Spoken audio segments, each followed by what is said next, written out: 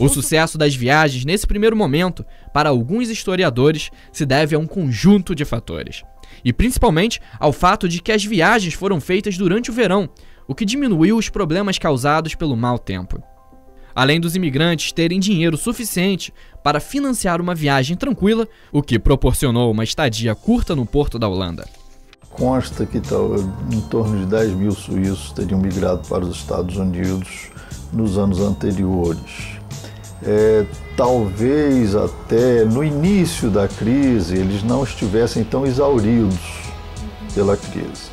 Os suíços que vêm em 1819 passaram na Suíça, né, as crises daqueles 2 anos anteriores, né? Até já havia uma certa recuperação, mas não o suficiente para demovê-los da ideia de migrar. Já os suíços que vieram para Nova Friburgo em 1819 não tiveram tanta sorte. Devido a alguns contratempos e à desorganização da viagem, eles tiveram que ficar muito tempo em solo holandês. Agora, o trajeto que eles fizeram foi o seguinte: eles saíram da Suíça, foram para a Holanda. Na Holanda amargaram uma espera de quase 1 mês. Os colonos ficaram em Migo, na Holanda, esperando exatamente isso, né? Quem ia pagar o abastecimento dos colonos. E acabaram ficando muito mais tempo, né, acampado num lugar, como isso é sabido pela população, de modo geral, em Migo, né, na Holanda, um tempo muito maior que deveria, que era uma região úmida, pantanosa. Então pegaram várias doenças, né? Fala-se muito da malária, né? Mas doenças de outras sortes também eles foram acometidos. E aí quando eu falo doenças de outra sorte, eu não vou te dizer qual, porque falta pesquisa de novo. A segunda leva de imigrantes deixou o país no inverno de 1817. Normalmente, esse é um período em que as navegações não são recomendadas, por causa dos temporais e tempestades que ocorrem no mar. Porém, a miséria se junta aos problemas da indústria e do comércio, e a fome logo seria uma realidade para os suíços. As dificuldades batiam à porta da população enquanto recebiam notícias de que o primeiro grupo que foi para a América estava em pleno desenvolvimento. Esperançosos, os viajantes decidiram enfrentar o mar traiçoeiro do inverno. Havia recrutadores na Suíça alemã oferecendo uma vida melhor na América. Uma espécie de agência de imigração começou a se formar e muitos suíços embarcaram nessa viagem. Porém, nem todos podiam pagar o que era pedido pela travessia. Uma opção encontrada foi procurar por conta própria um navio que fosse para a Holanda. A opção era considerada perigosa, porque o navio poderia ser obrigado a voltar por causa do mau tempo. De acordo com Martin Nicolau, isso aconteceu com 24 moradores de Argóvia, que tiveram que voltar a Amsterdã por causa de uma tempestade. Em outro relato, Nicolin conta a história de 120 moradores da Argóvia que chegam a Amsterdã, mas não conseguem embarcar. Quem não tinha dinheiro suficiente para se manter acabou mendigando pela cidade. Da Suíça até a Holanda, criaram uma situação obrigando eles a pagarem o trajeto. E na Holanda, obrigaram eles a pagarem a permanência. Resultado, eles ficaram sem dinheiro. Eles já não tinham muito. Então as pequenas economias se esvaíram.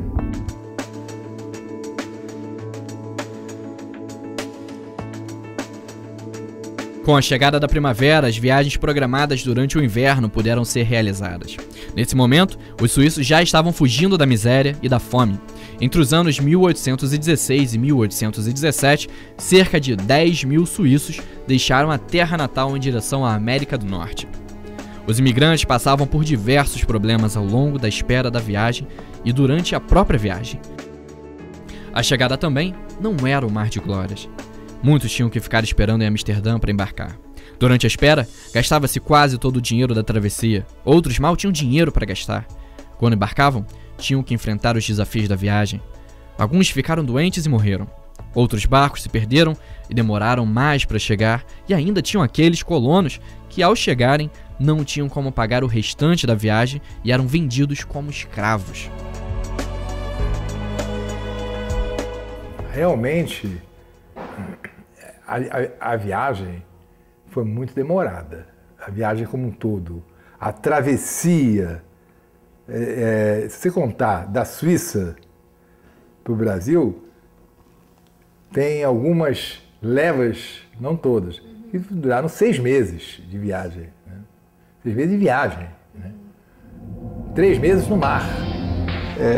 Nós devemos nos lembrar, né, que a Europa, no início do século XIX, ela estava sob a dominação napoleônica em grande parte. Né? Em 1803, a Inglaterra, Rússia e a Áustria formam uma aliança contra a França. Contrariado com tal atitude, Napoleão tenta invadir a Inglaterra, mas é derrotado pela marinha inglesa. Ao perceber que não conseguiria invadir o território da sua maior rival, Napoleão decreta o bloqueio continental, que obrigava os países europeus a não comercializar com os ingleses. Porém, nem todos os países estavam dispostos a cumprir as ordens do imperador, como era o caso de Portugal, que mantinha uma boa relação de negócios com a Inglaterra. Assim, os ingleses começaram a pressionar os portugueses para que continuassem a manter relações políticas e econômicas com o país. Fazer uma aliança com a França contra a Inglaterra. Por sua vez, Portugal já era um aliado tradicional da Inglaterra e sabia que se cedesse à França, né, haveria sanções graves. Tanto que, em 1808, a frota que foi levada às portas de Lisboa, ela tinha 2 ordens. Uma, ou trazer o príncipe regente para o Brasil e salvaguardar a família Bragança e salvaguardar a aliança anglo-portuguesa, ou simplesmente bombardear Lisboa. A Inglaterra oferecia ainda a transferência segura da família real para o Brasil em caso de invasão. Em troca, exigia que o rei de Portugal lhes entregasse a esquadra portuguesa, a Ilha da Madeira, a assinatura de contratos comerciais entre as nações e a concessão de um porto de comércio livre na colônia brasileira. O que ele faz? Ele contemporiza, até porque ele era um sujeito muito hesitante. Né? Alguns atribuem a uma certa sabedoria dele, tentar cozinhar o galo, né? O galo francês, né? E, ao mesmo tempo, a Inglaterra. Né? Ficar em cima do muro o maior tempo possível. E fazendo, inclusive, de alguma forma, fazendo um acordo com a França, mas sinalizando para a Inglaterra que não era nada disso, sabe? Então, a posição dele era extremamente ambígua. Em 1807, a França e a Espanha decidem invadir Lisboa e dividir as riquezas do país entre elas. Acuado, Portugal aceita o acordo. E quando Napoleão resolveu então, em 1807, invadir Portugal junto com a Espanha, que na época era aliada da França, e extinguir a dinastia Bragança, sabe? E simplesmente dividir Portugal em 3, uma parte seria da Espanha, outra parte seria um Portugal reduzido, cuja coroa caberia a um príncipe francês, e um terceiro Portugal seria, se não me engano, território francês. Enfim, quando ele decide por isso, né, o príncipe regente já estava se convencendo de que ele teria realmente que fugir. Atentos ao iminente ataque, a coroa portuguesa embarcou para o Brasil. No momento da invasão, a família real, a corte, os tesouros e os arquivos deixaram Lisboa protegidos pela esquadra inglesa, enquanto a população assistia incrédula à partida dos nobres.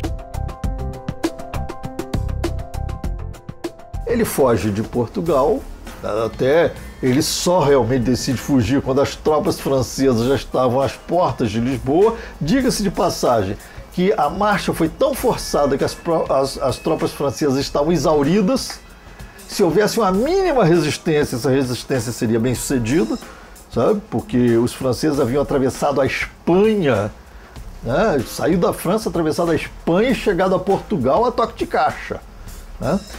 Mas, de qualquer maneira, o príncipe regente, então, já estava dentro de barcos ingleses, mas fugiu à última hora, então foi um pandemônio em Lisboa. Dizem que ele fugiu sob apupos da população, né? E a família real, então, vem para o Brasil, né? Chega aqui em 1808. A corte e a nobreza chegam ao Brasil pelo Porto de Salvador. Em 7 de março, embarcaram em direção ao Rio de Janeiro, que seria a sede do governo luso-português. E isso para o Brasil foi importantíssimo, né? Porque, de repente, a família real, uma família real europeia, a família real portuguesa, da metrópole, vem à colônia a colônia deixa de ser colônia. Né? Até porque, se essa família real percebe e entende que tão cedo ou que jamais poderia voltar à Europa, ela teria que construir um império na América. Ao chegar à colônia, o príncipe regente Dom João VI tomou 2 medidas importantes que impulsionaram a economia da colônia. Ele decretou a abertura dos portos aos navios de qualquer nacionalidade amiga e permite a instalação de indústrias. Dom João VI tomou outras medidas para organizar a estrutura administrativa do governo. Nomeou ministros de Estado, o Banco do Brasil e instalou tribunais de justiça. Com o país meramente estruturado, o Brasil passou a ser mais um destino para os europeus que fugiam da miséria e da fome durante a restauração europeia. Então, a partir daí, Dom João começa a dotar o Brasil, né, de instrumentos, de dispositivos que o tornam realmente uma nação. Né? O Brasil sai da condição de colônia. Né? E daí a percepção portuguesa, depois de um certo tempo, de que havia necessidade de povoar o país.